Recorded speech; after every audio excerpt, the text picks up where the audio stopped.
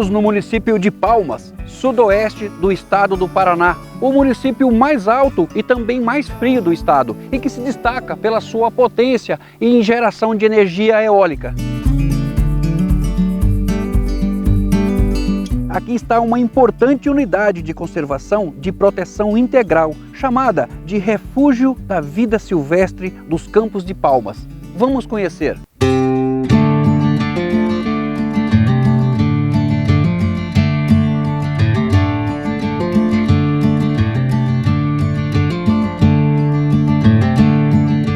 Bom, a área aqui do Refúgio da Vida Silvestre dos Campos de Palmas, ela é aproximadamente de 17 mil hectares, entre 16 mil e 17 mil hectares. Ela comporta aqui um complexo de vegetação característico da região, que são os campos nativos com fragmentos de floresta ombrófila mista.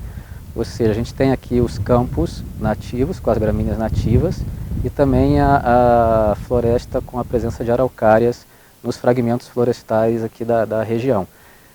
Foi instituída em 2006, né, essa unidade, na época, foi a época da sua criação, e posteriormente, assim como estabelecido pelo Sistema Nacional de Unidade de Conservação, foi elaborado o plano de manejo dessa unidade. Uma peculiaridade do refúgio, né, como categoria de unidade de conservação de proteção integral, é a possibilidade de se harmonizar a conservação com o solo, com as propriedades privadas, né? As demais unidades de proteção integral, elas preconizam que as áreas devem ser indenizadas já diretamente. Aqui no Refúgio da Vida Silvestre, há a possibilidade da coexistência das propriedades privadas com o estabelecimento dessa delimitação territorial da unidade de conservação. Então, o nosso desafio aqui é sempre estar compatibilizando a gestão da unidade junto às práticas realizadas pelos proprietários locais. No caso aqui da região dos Campos, as práticas locais, elas foram as principais práticas que conservaram esse bioma. Então hoje a gente tem os campos nativos, fruto do uso realizado pela pecuária extensionista tradicional, que se apropriou dos próprios campos como forma de produção, né? E esses campos é o que mantém a biodiversidade local. É neste cenário que um grupo de cientistas busca fortalecer e auxiliar na conservação e integridade ambiental dos recursos hídricos e de anfíbios associados ao refúgio e seu entorno. Pesquisadores de 4 universidades do Paraná, Santa Catarina e Rio Grande do Sul se uniram em um projeto que está avaliando a qualidade da água e possíveis contaminações dos recursos hídricos e dos anfíbios da unidade. Nós estamos então aqui à margem do rio Chopin, no limite da unidade de conservação, no limite do refúgio de vida silvestre dos Campos de Palmas. O refúgio ele abriga várias das nascentes do rio Chopin. Então nós estamos fazendo as análises de qualidade da água dentro da unidade, em áreas próximas das nascentes e fora da unidade. Dessa forma, mais uma vez, reforçando a importância da preservação dessas áreas dentro da unidade de conservação, dentro da área do refúgio de vida silvestre.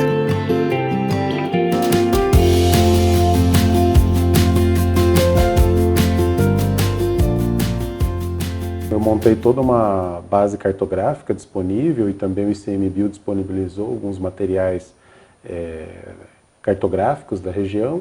E aí mais algumas coisas que a gente tem gratuitas aí disponível na internet, mais folhas topográficas do Exército e do IBGE.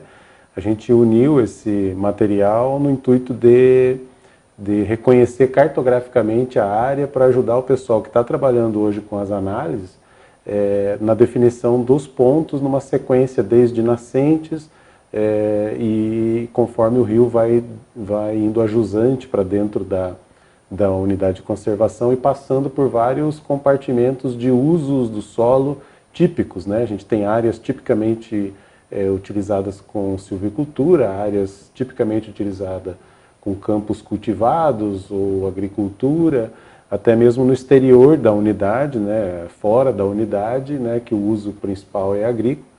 E aí, a partir dessa rede hidrográfica, foi definido, então, os pontos que o pessoal está coletando material hoje, né, sedimento, água e solo, de acordo com as características de uso, características do relevo da região.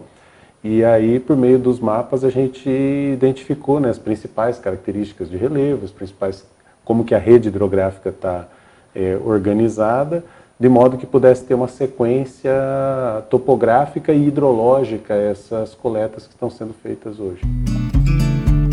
Vejam esse pequenino fio de água que corre aqui no Refúgio de Vida Silvestre. Mesmo com aparência de frágil e discreto, esse córrego vai se juntar a outros para formar um dos mais importantes rios do sudoeste do Paraná. O Rio Chopin é responsável pelo abastecimento de milhares de pessoas pelas cidades por onde carrega seu conjunto de meandros, antes de se encontrar com o Rio Iguaçu em Cruzeiro do Iguaçu. Um dos nossos objetivos aqui na nossa pesquisa, nesse nosso trabalho, é encontrar uma certa espécie de anfíbio ameaçada de extinção. Então, estamos aqui andando pelo Refúgio de Vida Silvestre dos Campos de Palmas à noite, porque esses anfíbios, a maioria dos anfíbios são todos noturnos, de modo geral, fazendo um levantamento geral de espécies de anfíbios que existem aqui na região, mas particularmente nós estamos atrás de uma espécie ameaçada, de um anfíbio, né? Na verdade é uma perereca, tá?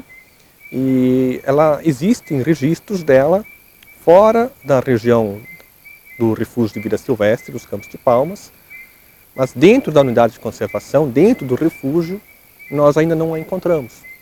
Já são outros colegas, nossos pesquisadores também, já tentaram encontrá-la aqui dentro, sem sucesso. E sendo que ela é uma espécie rara, né, só existe aqui na região dos Campos de Palmas, mas ela não foi encontrada ainda dentro da UC, isso é preocupante para nós, né? Então nós estamos realmente fazendo um esforço muito grande para tentar encontrar representantes dessa espécie aqui dentro da unidade de conservação, e com isso a gente quer então colaborar para a preservação dessa espécie, sendo que aqui dentro é uma unidade de conservação, uma área de proteção integral.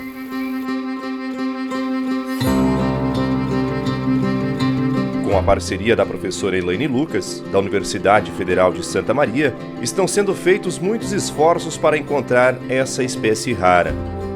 Trabalho no projeto da Revis dos Campos de Palmas com a busca de novas populações de uma espécie rara de anfíbio, a Pithecopus rústicus. Então, essa espécie que a gente pode ver aqui na imagem é uma pequena perereca, né? Dá pra gente ter uma ideia em relação ao tamanho da folha que ela ocupa. E ela, até hoje, foi encontrada apenas em uma lagoa. E essa lagoa está no entorno da Revis dos Campos de Palmas. Então agora, eu, juntamente com as minhas alunas, nós estamos buscando novas populações dentro da unidade de conservação. Já tivemos a produção de 2 dissertações, né, que trabalharam com história natural, ecologia, vulnerabilidade em relação a uma doença, né, que é a quitridiomicosi, na população da localidade tipo, então da única lagoa onde ela é conhecida, né, é uma pequena população. Então nós buscamos agora outras populações, especialmente dentro da unidade, porque lá, então ela estaria numa condição melhor de conservação.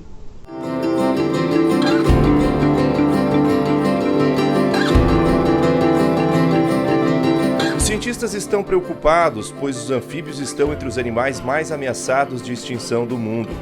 Além dos impactos mais diretos através da destruição dos ambientes naturais, os anfíbios têm sofrido com algumas doenças infecciosas emergentes, causadas por fungos ou bactérias. E um dos nossos objetivos no nosso projeto é fazer a amostragem dos anfíbios e verificar a incidência, a prevalência de um fungo, o chamado fungo quitrídeo. Esse fungo quitrídeo, ele é um fungo que ocorre em anfíbios, ele é um fungo exclusivo de anfíbios e que em alguns países já tem sido registrado declínios e extinções relacionados a esse fungo em anfíbios. Aqui no Brasil a gente sabe que já existe esse fungo em alguns anfíbios, a gente só não tem muito claro ainda como esse fungo está ou não afetando os anfíbios. Quando a gente vai para campo, a gente procura, certamente com um foco de encontrar aquela determinada espécie ameaçada, mas a gente acaba também encontrando e fazendo coletas de outras espécies, né? Também sempre de anfíbios, sapos, rãs, pererecas. E esse material que a gente obtém, que coleta em campo, ele é depositado em coleções científicas, geralmente em universidades, né? Então esse material a gente deposita, por exemplo, aqui, né? Aqui na Universidade Tecnológica Federal do Paraná, campus Francisco Beltrão, nós temos uma pequena coleção científica onde os exemplares que nós encontramos em campo são depositados. Tá? Então, por exemplo, todos os anfíbios que são coletados por nós, pela nossa equipe, no Refúgio de Vida Silvestre dos Campos de Palmas, eles são depositados aqui numa coleção científica. Tá? Então, nós temos, por exemplo, né, esses frascos com alguns exemplares aqui dentro. Tá? Então, nesses frascos, a gente tem vários indivíduos e cada indivíduo ele está numerado, com uma numeração única. Né? A gente começa com uma numeração 1 e vai até o infinito. Aqui nós temos hoje cerca de uns 500 exemplares de diversas espécies de anfíbios, todos eles dentro desses frascos padronizados, conservados em álcool 70, tá? E a gente mantém isso aqui para a posteridade. Esse é um material que está disponível para pesquisas, né? É um material que fica aqui depositado, arquivado. Isso fica registrado também em livros e bancos de dados na internet, onde fica constando lá o nome da espécie, a localidade, quem coletou, quando foi coletado. E isso é um grande banco de dados que serve depois para outros pesquisadores, né? E fica disponível para qualquer pesquisador que precisar utilizar. É uma coleção pública, né? Que serve então para futuras pesquisas também.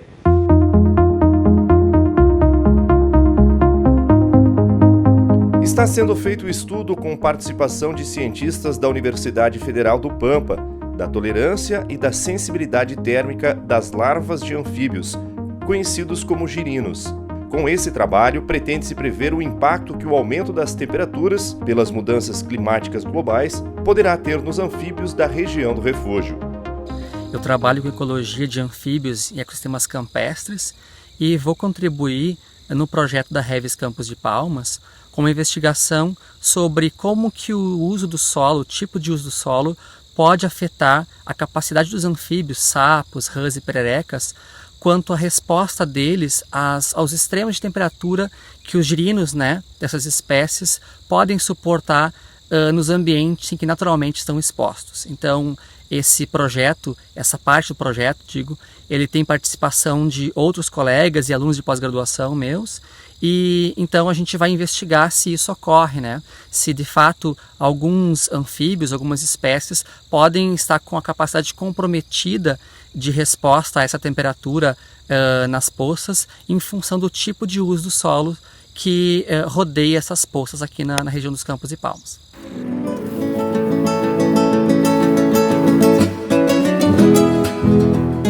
A gente está aqui fazendo o primeiro ponto de coleta no rio.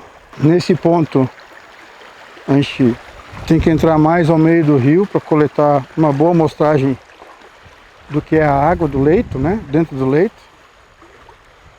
E essa água coletada vai ser armazenada numa bombona que depois, posteriormente, vai ser levada para o laboratório para fazer as análises. A minha participação no projeto atualmente é vir a campo e fazer um mapeamento de coleta de todos os 3 tipos de amostras que são necessárias para se desenvolver as análises nos laboratórios. Uma das amostras é a coleta da água no rio, A segunda amostra que a gente coleta é o sedimento que está dentro, né, do leito do rio. E a terceira amostra são amostras de solo, onde são coletados 10 pontos de amostra. Esse material ele é acondicionado aqui, né, primeiramente, catalogado cada ponto e encaminhado à universidade para fazer a análise de solo, né, de solo, sedimento e da água para ver se existe algum tipo de contaminante na região. Aí os outros professores que fazem parte do projeto, né, fazem essas análises. De volta para a universidade. Após a coleta dessas amostras de água, sedimentos e solo em várias áreas do refúgio, estas serão analisadas nos laboratórios na universidade. O objetivo é basicamente analisar a qualidade ambiental e possíveis contaminantes e impactos que estes podem trazer à população. Quando a gente faz análises de águas e de solos, a primeira análise que é feita e que a legislação ela pede que seja realizada são análises físico-químicas. Então, o que eu faço são análises complementares a essas análises físico-químicas, de determinação de agroquímico, de metais, de macro e micronutrientes do solo, que são os testes de ecotoxicidade. Na verdade, a gente avalia como que estas substâncias identificadas, então quantificadas, elas interferem na qualidade de vida, enfim, na sobrevivência dos organismos presentes naqueles ambientes, tanto na água como no solo.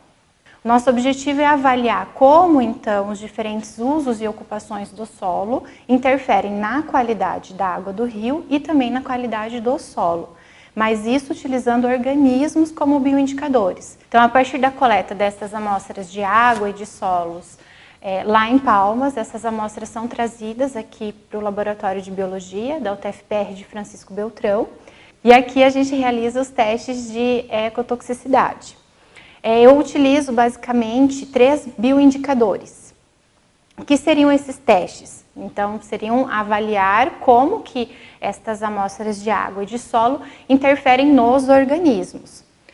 Os organismos que eu utilizo são a Allium cepa, que é um organismo vegetal, que é a cebola, a Eusenia fétida, que é uma minhoca, e um outro organismo ainda animal, como a minhoca, que são os anfíbios.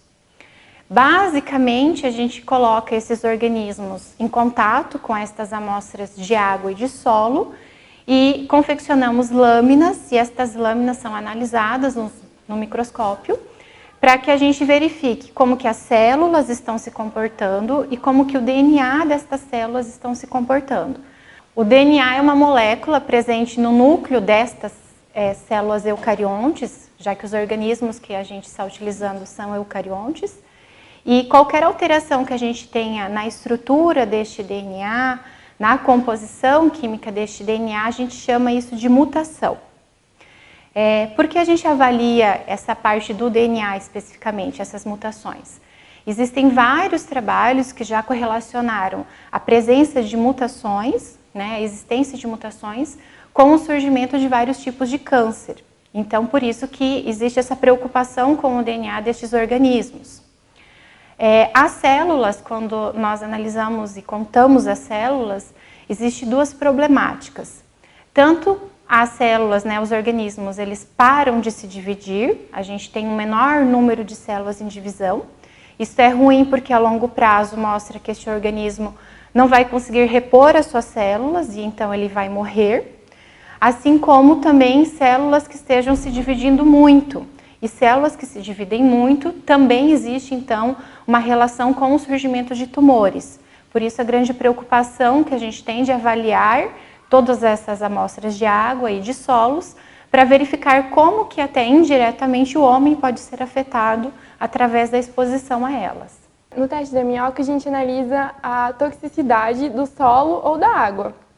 Aí para fazer isso, a gente utiliza a Eusenia fétida, que é uma espécie de minhoca. A minhoca ela é um bom indicador terrestre porque ela participa da decomposição do solo, então ela está presente em várias etapas do ciclo do solo. A minhoca ela é colocada num ambiente que possui dois tipos de solo. De um lado vai ter o controle e do outro lado vai ter o solo que está sendo testado, que é a amostra proveniente de Palmas. Aí a gente coloca 10 minhocas na linha divisória entre os dois e deixa elas no escuro durante 48 horas, porque elas não gostam de luz, essa espécie. Após as 48 horas, a gente insere um divisor entre esses dois solos e realiza a contagem de quantas minhocas tem em cada um dos solos. Com essa contagem, a gente faz uma estatística e, através dessa estatística, a gente consegue definir se esse solo foi ou não foi tóxico para o indicador.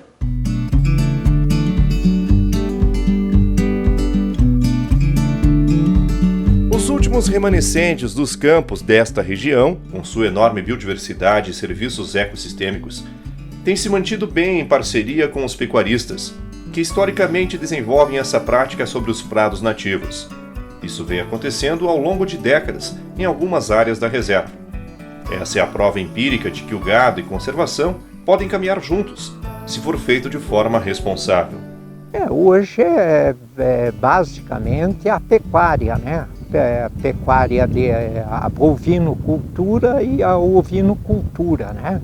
Porque com a criação da unidade de conservação limitou muito aqui a atividade. Então, normalmente os proprietários tiveram que permanecer na pecuária, basicamente. É interessante, eu acho que vale a pena, alguém tem que contribuir. O dado que me parece básico é que deveria haver uma compensação a esses proprietários que fazem parte da unidade, porque não é justo só eles ou só nós contribuirmos, né, com o meio ambiente, a preservação da biodiversidade e tal. Porque quer queira, quer não, houve uma limitação muito grande no uso das propriedades que formam o refúgio, né? Então, uma compensação era muito interessante, seria o pagamento por serviços ambientais. O mencionado pagamento por serviços ambientais tem como principal objetivo conceder incentivo econômico a proprietários ou possuidores de imóveis rurais que possuam áreas naturais capazes de fornecer serviços ambientais, tais como a manutenção de água pura e os remanescentes de vegetação nativa. Existem atualmente discussões em vários setores para a criação de uma política nacional de pagamento por serviços ambientais.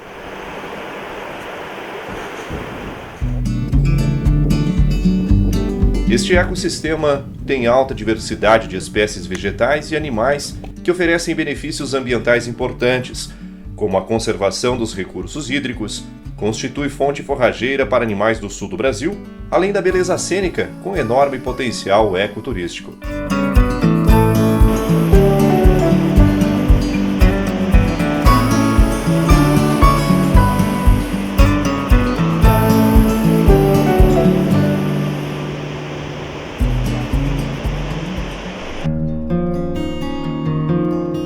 A sua manutenção, porém, tem sido ameaçada por algumas culturas agrícolas, grandes plantios de pinos e pela degradação relacionada ao uso inadequado do solo.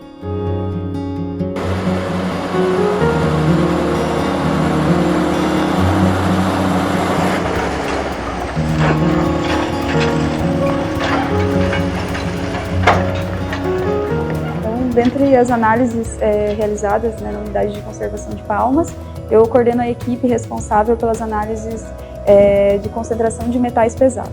Então, nessas análises, o objetivo é identificar a presença desses elementos químicos que, dentro da tabela periódica, trabalhamos mais com a classe de metais, em que, dependendo da sua quantidade, né, a sua concentração ali dentro dessas amostras, podemos ter alguns efeitos, tanto na saúde humana, quanto em animais e todo o organismo que estiver em contato com essa água ou o solo da região.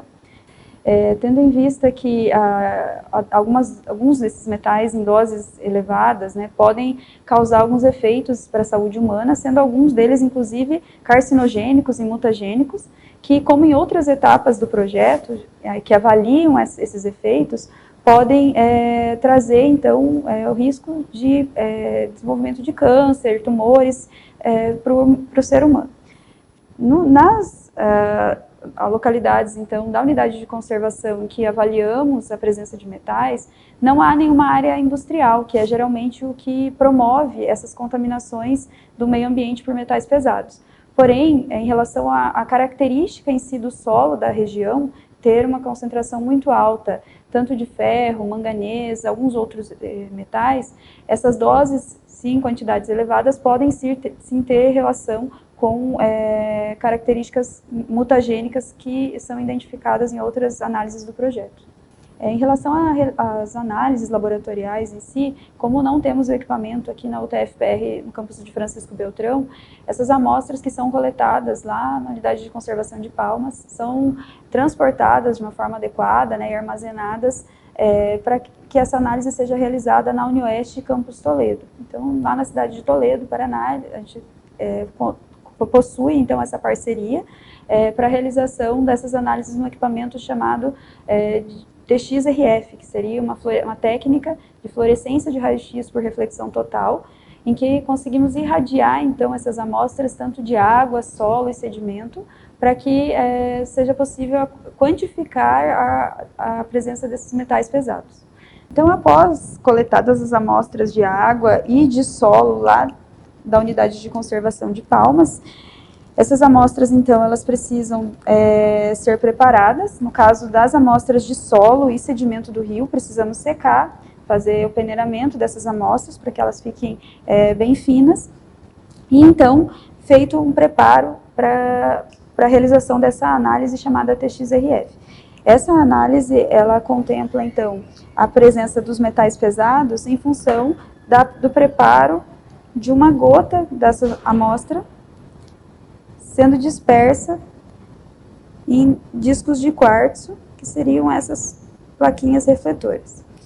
E então esses refletores são colocados dentro do equipamento, que faz a irradiação através de um feixe de raio-x. Esse feixe de raio-x proporciona, então, a identificação de diversos elementos da tabela periódica, em que conseguimos avaliar elementos desde aqui da presença de fósforo, caminhando dentro da tabela periódica até elementos mais pesados, como, por exemplo, o chumbo. O software do equipamento traz a concentração calculada aqui, então, por exemplo, numa amostra de água, quantos miligramas de metal eu vou ter por litro de água, e aí, assim, podemos fazer a comparação com o que a legislação brasileira diz que seria o adequado para um consumo humano. Em relação aos resultados já obtidos durante um ano de coleta, contemplando 4 estações, nesses 5 diferentes pontos dentro da unidade de conservação, já observamos, então, concentrações de ferro, alumínio, cobre, e em algumas amostras também de chumbo, que estão acima do permitido pela legislação, o que está sendo processado e investigado para se avaliar a que ponto isso pode trazer o prejuízo para todo o ecossistema da região.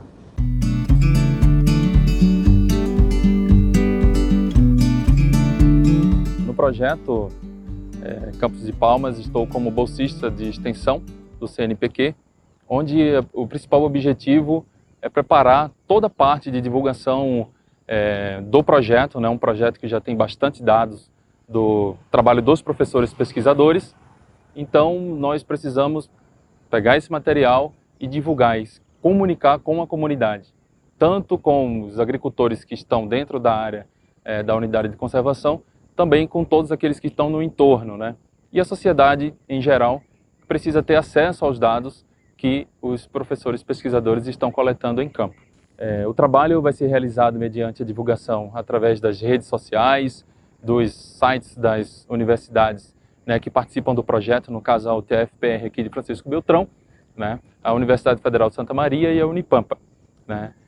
Também nós iremos trabalhar com oficinas didáticas com vários temas na área ambiental nas escolas das comunidades do entorno da unidade de conservação, também através da publicação de trabalhos, né, dos dados que já estão coletados por outros integrantes do projeto, para que a gente possa participar de eventos de nível local, né, regional e nacional e até mesmo internacional. e também com a criação de materiais didáticos, né? Sendo o principal deles um livro que vai ser composto, né, com o objetivo de dar essa divulgação aos resultados do projeto, e vai ter como autores os pesquisadores, os professores pesquisadores do projeto.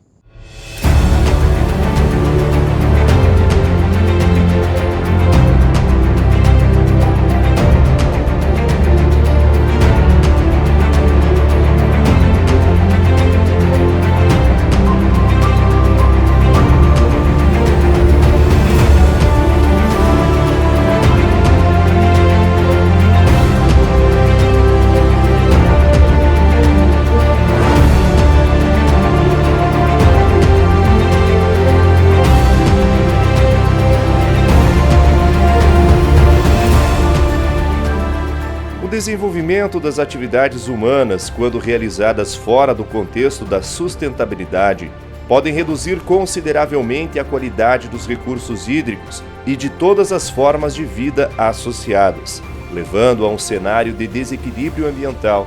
Por isso, há uma necessidade urgente de construir modelos que prezem pela busca do equilíbrio das relações ambientais, sociais e econômicas.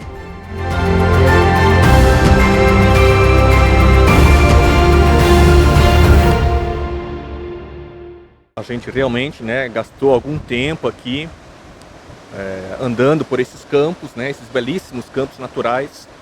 Nós temos só pequenos fragmentos do que restou de campos naturais aqui da região. Há séculos atrás era uma área muito maior. Infelizmente hoje grande parte já está tomada pelas lavouras, pela agricultura, por silvicultura com plantios de pinos.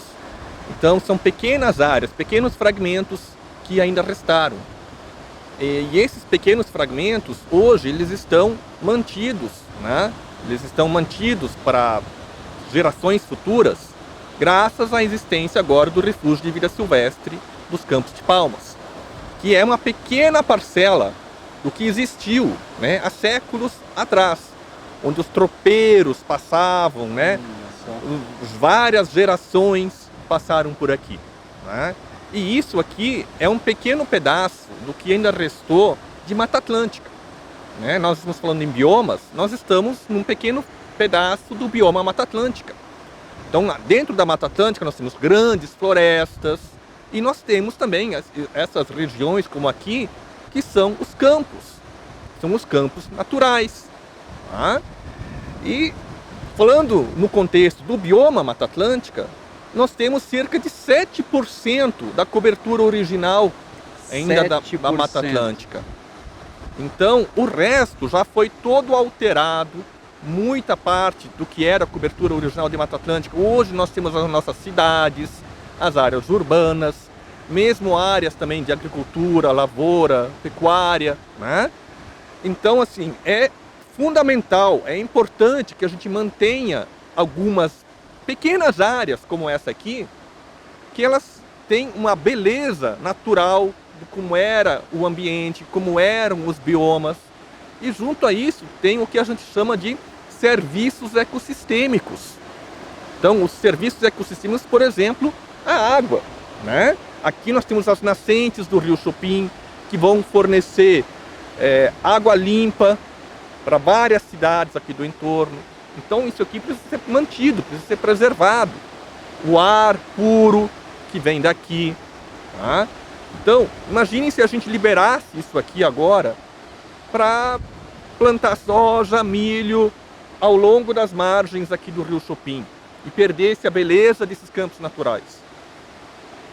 A gente daqui a pouco tem mais agrotóxicos sendo lançado na água e nós, nas nossas cidades, nas áreas urbanas, como o telespectador vai, né, que está nos ouvindo, ele vai estar tomando essa água com agrotóxicos.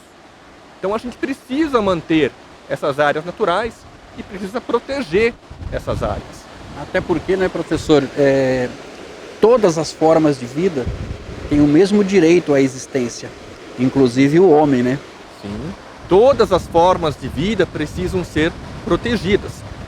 O homem, nós temos que nos proteger, claro. Nós temos que nos proteger e uma das formas que nós nos protegermos, por exemplo, contra doenças como câncer, que tem uma incidência cada vez maior, é a proteção da água.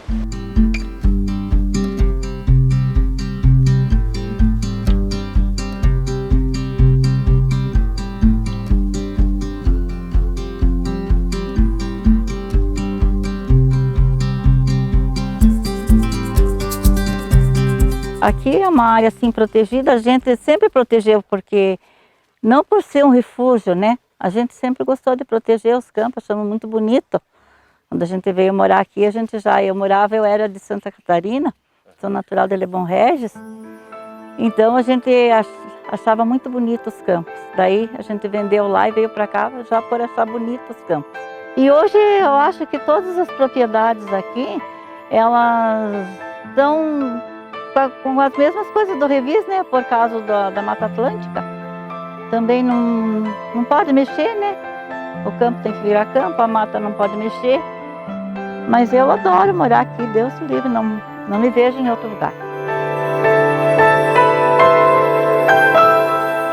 Em regiões com grande pressão pela produção agrícola, a contaminação dos sistemas aquáticos vem aumentando de forma alarmante nos últimos anos, resultado principalmente da ação humana no ambiente. Várias formas de vida associadas às águas, plantas e animais têm sido constantemente afetadas por distintas formas de contaminação, oriundas das mais diversas fontes de poluição.